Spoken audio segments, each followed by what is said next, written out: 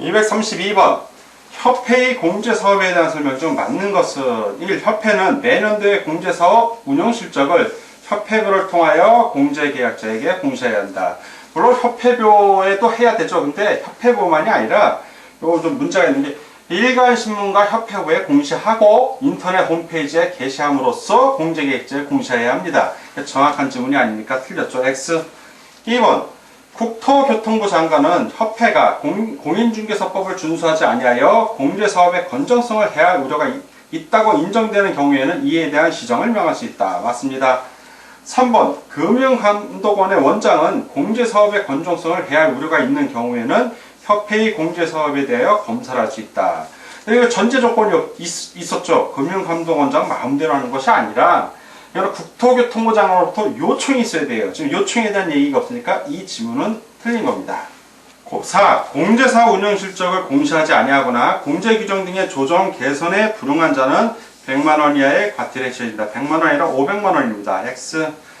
5번 책임준비금의 적립비율은 공제사고 발생률 및 공제금 지급액 등을 종합적으로 고려하여 정하되 공제료 수입액의 100분의 5 이상, 100분의 5 아니죠? 100분의 10이죠?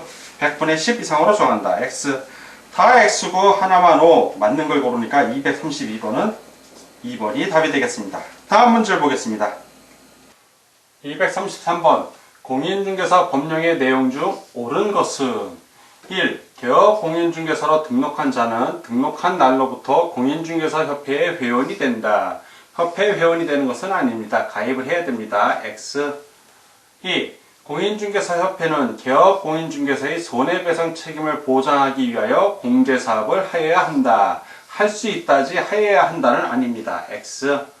3. 국토교통부 장관은 소속 공무원으로 하여금 분기별로 중개사무소에 출입하여 부동산 투기 등 거래 동향의 파악을 위하여 장부, 서류 등을 조사하게 하여야 한다. 조사하게 할 수 있다입니다. X. 4. 공인중개사협회는 공제 규정을 변경할 때에도 국토교통부 장관의 승인을 얻어야 한다. 맞는 지문입니다. 5. 개업 공인중개사가 폐업 후 다시 중개업 등록을 하는 경우에는 폐업 기간과 관계없이 사전교육이 면제된다. 면제되는 것은 아닙니다. 기간이 폐업 신고 후 1년 이내에 중개사무소를 다시 개설 등록할 때는 그때는 면제되죠. 그렇지만 1년이 지난 후에는 다시 실무교육을 받아야 됩니다. 그래서 X. 다 X고 하나만 O. 옳은 것을 고르니까 233번은 4번이 정답이 되겠습니다. 234번 공인중개사 법령상 포상금에 관한 설명으로 옳은 것은 1. 거짓으로 중개사무소에 개설 등록을 한 자를 신고한 자는 포상금 지급 대상이 될 수 있다죠.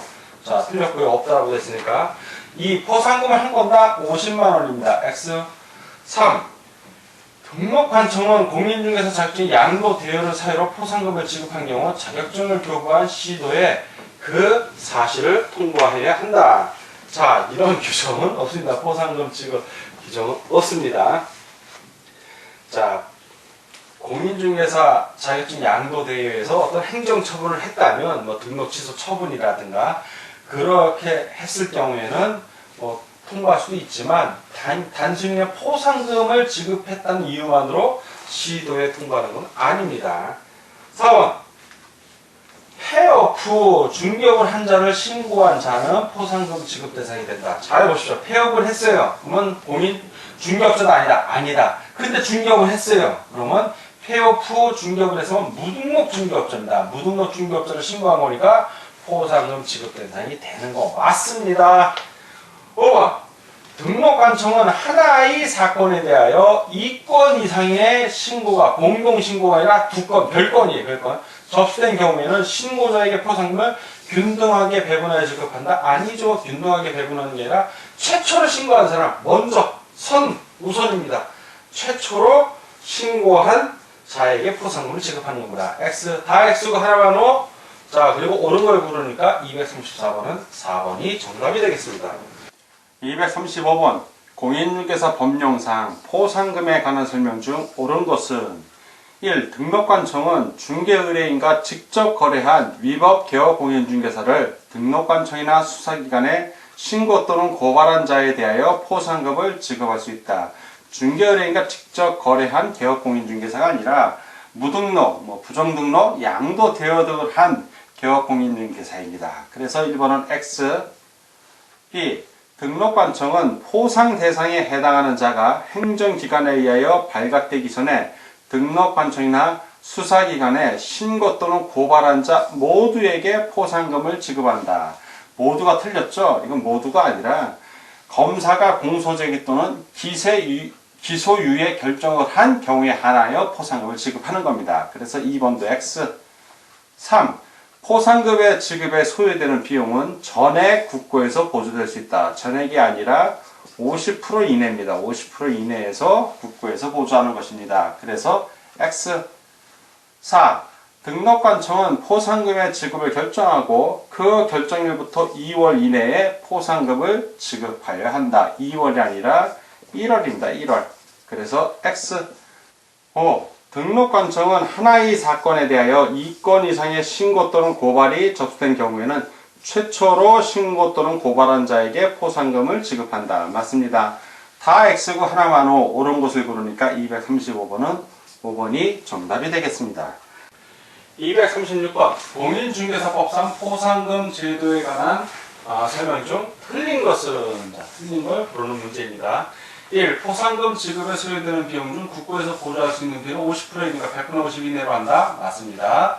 2. 등록관청이 포상금 지급을 결정하고 그 결정일부터 1월 이내에 포상금을 지급하여야 한다. 맞습니다. 3. 포상금 한 건당 50만원으로 한다. 맞습니다. 4번 등록관청은 하나의 사건에 대해서 2건 이상의 신고, 고발이 접수된 경우에는 건수에 따라 균등하게가 아니라 최초로 신고 또는 고발한 자에게 포상금을 지급하는 겁니다. 틀렸고요. 5. 포상금의 신고 또는 고발 사건에 대하여 검사가 공소제기 또는 기소유예 결정을 한 경우에 한하여 지급한다. 맞습니다. 다 오고 하나만 X. 자, 틀린 걸 구하니까 236번은 4번이 정답이 되겠습니다. 다음 237번 문제를 같이 보도록 하겠습니다. 237번 포상금 지급 및 배분 방법에 대한 설명 중 틀린 것은 1. 포상금 지급을 받고자 하는 자는 포상금 지급 신청서를 등록관청에 제출해야 한다. 맞습니다. 이 포상금 지급 신청서를 제출받은 등록관청은 그 사건에 관한 수사기관의 처분 내용을 조회한 후 포상금의 지급을 결정하고 그 결정일로부터 1월 이내에 포상금을 지급해야 한다. 맞습니다. 3번 등록관청은 하나의 사건에 대하여 2인 이상이 공동으로 신고 또는 고발한 경우에는 포상금을 균등하게, 그렇죠. 이거는 건수가 아니라 두 사람이 공동으로 신고한 거니까 균등하게 배분하여 지급합니다. 지급급입니다. 자, 맞고요. 4번 3의 경우 포상금을 지급받을 자가 배분 방법에 관해 미리 합의하여 포상금을 지급을 신청한 경우에는 그 합의된 방법에 따라 지급한다. 맞습니다.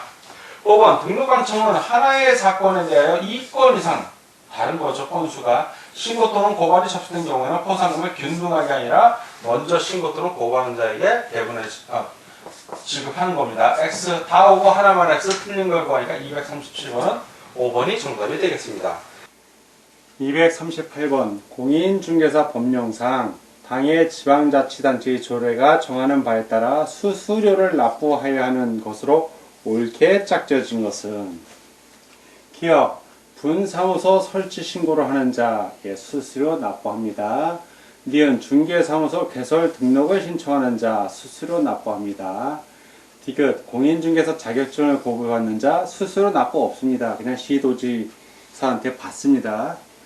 리을 분사무소 설치 신고 확인서의 재교부를 신청하는 사 역시 수수료 납부합니다. 미음 중개사무소 휴폐업을 신청하는 자 그냥 합니다. X.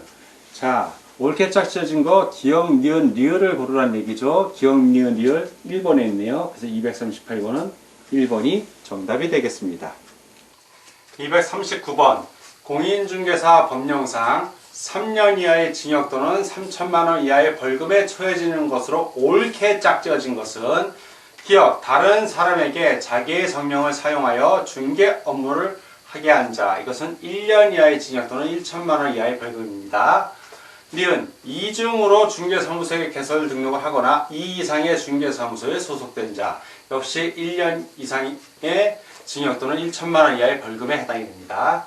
3. 탈세 등 관계 법령을 위반한 목적으로 이전 등기를 하지 아니한 부동산의 매매를 중개하는 등 부동산 투기를 조장하는 행위를 한 자. 자, 이것은 바로 관직상 투부단의 투에 해당이 되죠. 예, 3년 이상에 해당이 됩니다. 3년 이상의 징역 또는 3천만 원 이하의 벌금. 자, 리을. 중개사무소 개설 등록을 하지 아니하고 중개업을 한 자. 이건 무등록 중개업자죠. 무등록 중개업자. 관직상투 무등록 중개업자. 이 무등록 중개업자는 그냥 3년 이하의 징역 또는 3천만 원 이하 벌금에 있어서 무고 관직상투보다 안커가 표시에 있어서 맨 앞에는 무에 해당이 된다. 이게 바로 무. 그래서 이건 3년. 물론 무등록 중개업자하고 협조하는 행위 뭐 이런 거는 매무수고의 무에 해당이 되면 그거는 1년 이하의 징역 또는 1천만 원 이하의 벌금이 맞지만 그냥 무등록 중개업자 그 사람에게는 3년 이하의 징역 또는 3천만 원 이하의 벌금에 처해진다는 것을 꼭 기억해 주시기 바랍니다. 미음. 중개사무소 등록증을 다른 사람에게 양도 대여한 자. 예, 이거는 1년 이하의 징역 또는 1천만 원 이하의 벌금에 처해집니다. 예, 따라서 3년 이하의 징역 또는 3천만 원 이하의 벌금에 처해지는 걸로 묶인 거는 디귿하고 리을이므로 디귿, 리을이 표기되어 있는 4번이 239번의 정답이 되겠습니다. 240번 공인중개사 법령상 1년 이하의 징역 또는 1천만 원 이하의 벌금에 처해지는 자에 해당되는 것은 모두 몇 개인가? 기억, 거짓, 그 밖에 부정한 방법으로 중개사무소에 개설 등록을 한 자. 이건 3년 이하의 징역 또는 3천만 원 이하입니다. 2. 다른 사람에게 공인중개사 자격증을 양도 대여한 자. 예, 1년 이하의 징역 또는 1천만 원 이하의 벌금 맞습니다. 디귿, 개업 공인중개사로서 중개의뢰인과 직접 거래를 하거나 거래 당사자 쌍방을 대리하는 행위를 한 자. 3년 이하의 징역 또는 3천만 원 이하의 벌금입니다. 리을, 개업 공인중개사로서 그 업무상 알게 된 비밀을 누설한 자. 예, 1년 이하의 징역 또는 1천만 원 이하의 벌금입니다. 미음, 부동산 거래 신고를 하지 아니한 자. 이것은 500만 원 이하의 과태료입니다. 과태료. 자, 지금 문제는 1년 이하의 징역 또는 1천만 원 이하의 벌금에 처해지는 건데 보면 바로 니은하고 리을이 해당됩니다. 몇 개니까 모두 몇 개니까 두 개죠. 자, 두 개가 어디 있나요? 2번에 두 개. 그래서 240번은 2번이 정답이 되겠습니다. 241번 공인중개사 법령상 벌칙 등에 관한 설명 중 옳은 것은 1. 개업 공인중개사가 중개대상물의 매매를 업으로 하는 행위를 한 경우에는 임의적 등록 취소 사유에 해당하며 1년 이하의 징역 또는 1천만 원 이하의 벌금에 처해진다. 맞습니다. 2번 중개사무소를 2개 이상 둔 개업공인중개사와 임시중개시설물을 설치한 개업공인중개사의 벌칙 내용은 다르다. 다르지 않고 같죠. 예, 둘 다 1년 이하의 징역 또는 1천만 원 이하의 벌금에 처해집니다. 그래서 X. 3. 부정한 방법으로 공인중개사의 자격을 취득한 경우에는 자격 취소 사유에 해당하며 동시에 3년 이하의 징역 또는 3천만 원 이하의 벌금에 처한다. 이거는 그냥 해당한답니다. 여기까지. 예, 해당한다. 3년 이하의 징역 또는 3천만 원 이하의 벌금에 처해지는 자는 부정한 방법으로 중개사무소 개설 등록을 한 자이지, 이 공인중개사 자격을 취득했다고 해서 부정한 방법을 했다고 해서 3년 이하 징역 또는 3천만 원 이하의 벌금에 처해지지는 않습니다. 그래서 X. 4. 개업 공인중개사가 폐업한 경우에 그 업무상 알게 된 비밀을 누설한 경우에는 벌하지 않는다. 벌합니다. 그 업을 떠난 후에도 비밀은 지켜야 된다. 비밀 누설 시 1년 이하의 징역 또는 1천만 원 이하의 벌금에 해당합니다. 그래서 X. 5. 과태료 처분에 불복이 있는 자는 그 처분의 고지를 받은 날부터 30일 이내에 관할 법원에 이의를 제기할 수 있다. 관할 법원이 아니죠. 과태료는 행정청해했기 때문에 과태료를 부과한 행정청에 해야 됩니다. 그래서 X. 다 X고 하나만 옳은 것을 고르니까 241번은 1번이 정답이 되겠습니다. 242번. 행정벌과 행정처분에 대한 설명 중 틀린 것은, 자, 행정벌은 형벌, 즉 판사가 선고하는 거죠. 검사 기소위에서 징역형 또는 벌금형을 말하고, 행정처분은 등록 취소, 자격 취소, 업무 정지, 그런 걸 얘기하는 겁니다. 1번 동일 행정범에 대하여 행정벌과 행정처분은 변경할 수 있다. 그렇죠. 행정처분은 등록관청 같은 데서는 이고 행정벌은 판사가 내리는 겁니다. 맞고요. 두 번째, 행정벌 중에서 행정형일범과 행정질서벌은 병과할 수 있다. 자, 병과할 수 없습니다. 둘은 병과할 수 없다예요. 없다. 3. 동일 행정범에 대하여 징역형과 벌금형은 병과할 수 없다. 그렇죠. 병과할 수 없죠. 벌금형을 때리든가 징역형을 때리든가 판사가 둘 중에 하나 하는 겁니다. 4. 동일 행정범에 대하여 업무정지와 과태료는 병과할 수 없다. 그렇죠. 업무정지를 하든가 과태료를 내리든가입니다. 5. 거래정보사업자에 대하여 행정처분과 행정벌은 병과할 수 있다. 그렇죠. 자격정지 낼 수 있고 벌로다가 그 벌 규정 위반한 거에 대해서 행정벌, 징역형 또는 벌금형을 올릴 수 있습니다. 맞습니다. 다 오고 하나만 했어. 지금 틀린 걸 구하니까 답은 2번이 되겠습니다. 243번. 공인중개사 법령상의 과태료에 관한 설명 중 틀린 것은 1. 개업 공인중개사가 폐업 신고를 하지 아니하고 폐업하면 100만원 이하의 과태료 부과 사유가 된다. 맞습니다. 2. 공인중개사의 자격 취소 처분을 받은 자가 자격증을 반납하지 않은 경우에는 국토교통부 장관이 과태료를 부과 징수한다. 국토교통부 장관이 아니라 시도지사입니다. 시도지사. 자격증 관련은 다 시도지사. X. 3. 과태료의 금액을 정함에 있어서는 당해 위반 행위의 동기도 참작하여야 한다. 맞습니다. 4. 과태료를 부과하고자 할 때는 10일 이상의 기간을 정하여 처분 대상자에게 의견 제출의 기회를 주어야 한다. 맞습니다. 5. 과태료 처분을 받은 자가 이의를 제기한 때에는 처분권자, 해당 행정청은 관할 법원에 그 사실을 통보하여야 한다. 맞습니다. 다 오고 하나만 X 틀린 것을 고르니까 243번은 2번이 정답이 되겠습니다.